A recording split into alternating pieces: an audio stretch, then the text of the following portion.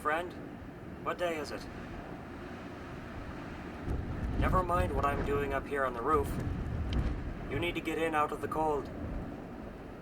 Yeah, come over this way, toward the building. You've got it. Keep coming. Oh, mind your step there. I'm sure there's a great big slippery frozen puddle under all that snow.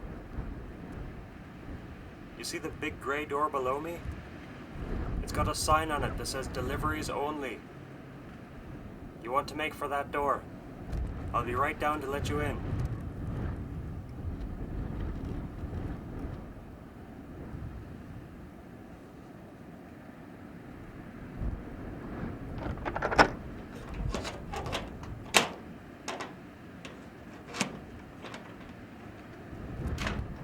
Come on in, friend. You must be destroyed in this terrible winter weather.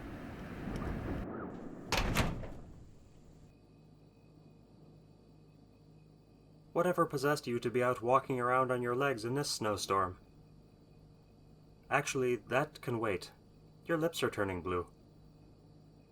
Let's get you thawed out, and then we can chat and exchange pleasantries. Brush some of that snow off yourself there by the door.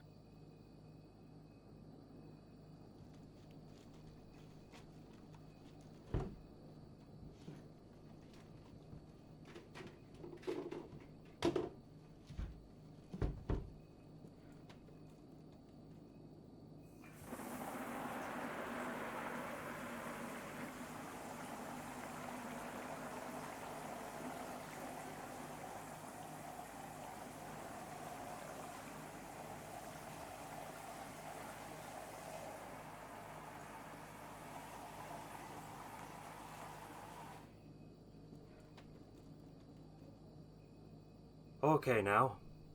Come over here and take this plastic jug out of the sink. It's a bit heavier than I can easily manage, but you ought to be able to hoist it no problem. Yeah, just hold it close and warm your hands on it. I filled it with hot water from the sink. You can use it to start warming yourself up again. Your shoes are soaked through, I'll bet. Sit down on that crate over there and let me get those wretched cold things off your feet.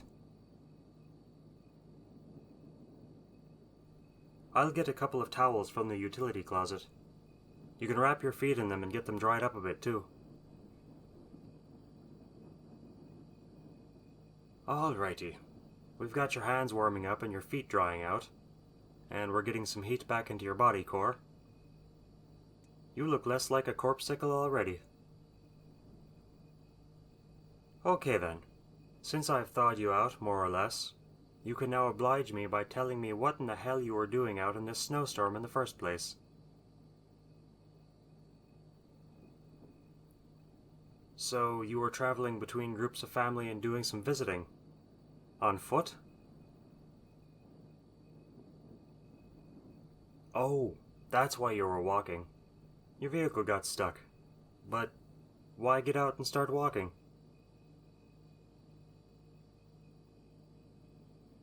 Well, I can't say I personally approve, but you are the master of your own destiny, I suppose. Do your people know you're okay? Do they know about the vehicle? Well, I'll tell you what. It's going to be snowing like this for a while yet, and if you got stuck in what snow there was earlier, you're definitely not going anywhere now. Not until they get the streets plowed, at least. So, here's my idea. You have got your phone on you, right? Make a call or send a text to your people. Let them know you got stuck and that you're waiting it out at a friend's place. Let them know you're okay and all that. While you're doing that, I'm going to gather up some things from up front, and then I'll tell you what I'm doing here and what this place is. Great. Contact your people and get things straightened out. I'll be running about for a bit.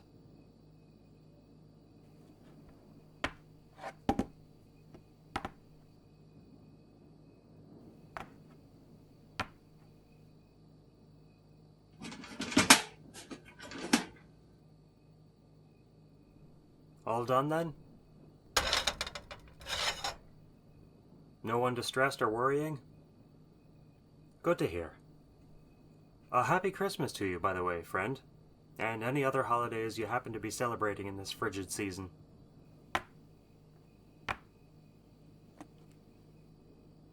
As for why I'm here, remember a while ago how I told you I got a job at a little mom-and-pop grocery store?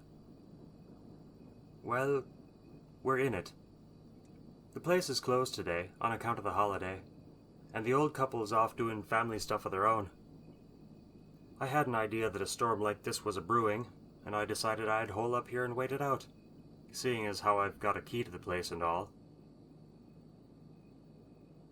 Oh yeah, it's got all the creature comforts. Hot water, decent heating, unless the power goes out. And even then there's this little portable stove that runs on bottled gas. And there's plenty of stuff to snack on while the storm is up. Oh, you'd have walked right past the place if I had not seen you and flagged you down. It's something of a coincidence that I saw you at all. I just so happened to be up on the rooftop, getting some fresh air and seeing how the weather was shaping up. The ventilation system for this place has some odd quirks to it, you see, and someone my size can get in here even without a key. So, yeah, I just happened to be taking a turn outside when you happened by. And a lucky thing, too. You weren't looking so great just then. How are you doing now, though?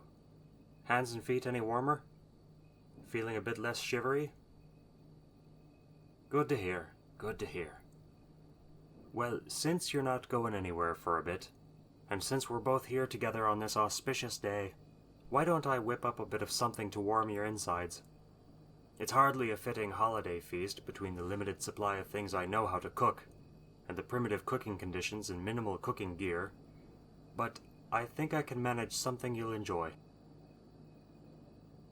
So, the lady who owns the place likes to have tea in the afternoon, and from time to time when her husband is here as well, they'll do a tiny bit of cooking while minding the store. So they have this little portable stove and a few dishes and pans and things. I think there's just enough gear for me to whip something up. I've got a bunch of canned stuff here and a packet of pre-made curry sauce, and I'm going to put together a nice hot rib-sticking holiday curry for the both of us. Oh, no, it's not that sort of curry. No, this stuff is far milder. Different style, doesn't have all the burny stuff in it.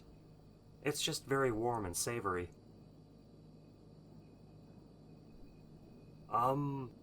I've had it a couple of times before. Once as a proper meal, and once cooked up in old tin cans on a fire of broken shipping pallets. It was a little different both times, owing to the difference of ingredients available each time, so I can't fully guarantee the flavor. Well, let's get to it. I'm gonna get this stove going.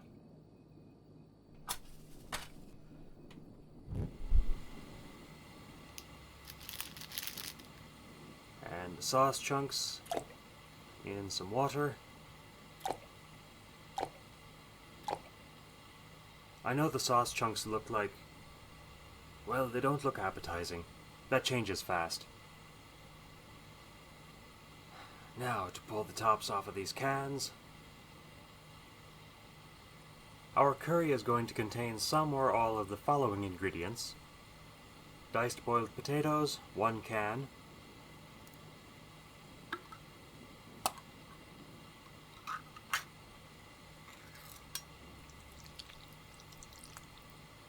Assorted mixed vegetables, 1 can.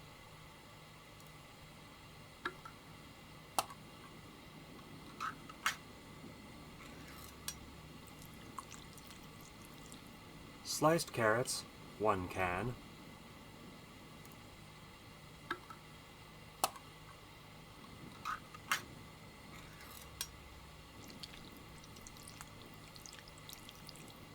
Twice boiled beef chunks of dubious provenance, 1 can.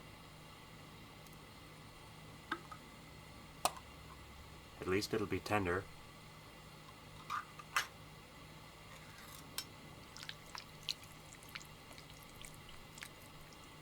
Diced water chestnuts, 1 can.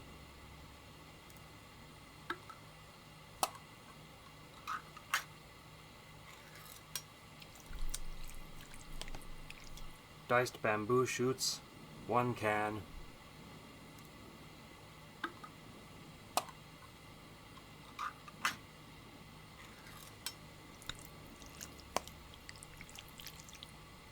Yeah, that's a pretty good description of it. It's just beef stew with extra steps and substitutions. But it's really good. You'll love it. Okay. Now we just have to let it heat up and give the sauce a chance to thicken. Like I said, it's not a fitting substitute for the grand family holiday feast. But it will indeed fill you up and warm your insides. And that's the important thing just now. Hot food and a friend to share it with, and a warm place out of the weather. Oh, there's far worse places to be in weather like this. You could be back in your vehicle, or stumbling around yet in the snow. I once spent 2 whole days in a January blizzard, holed up inside the frozen carcass of a dead cow on a farm just outside Cleveland, Ohio. Of course it smelled bad. It was Cleveland. Good to see you're warmed up enough again for a laugh. How's that hot water jug treating you? Better and better.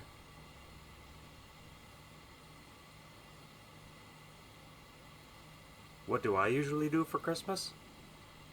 Well, I don't really celebrate it the way regular people do.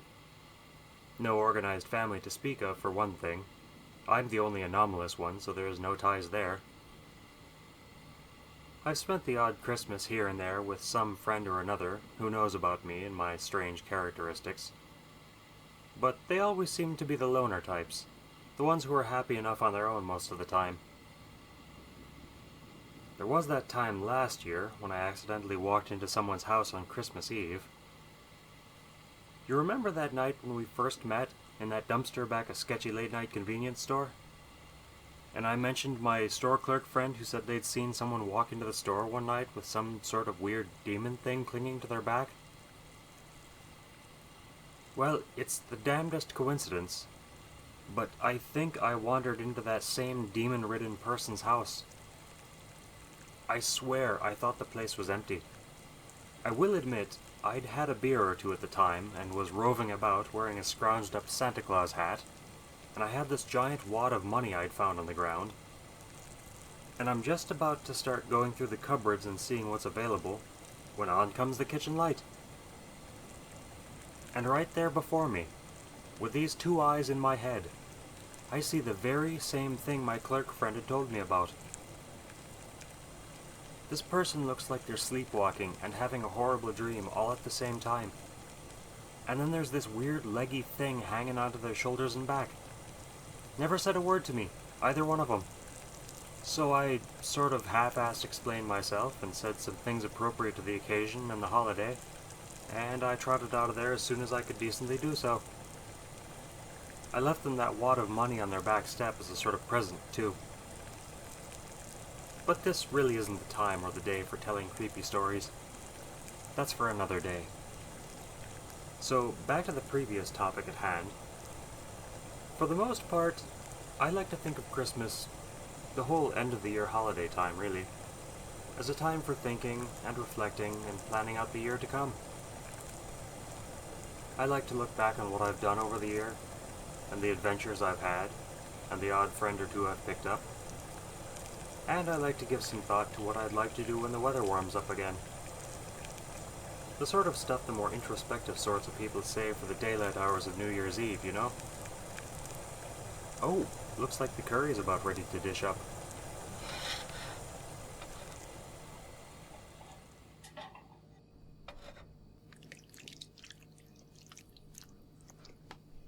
Careful with that. It's probably a bit hot for eating yet, but you can warm your hands on the bowl. Yeah, put that hot water jug between your feet. They'll be glad of the warmth, I'm sure.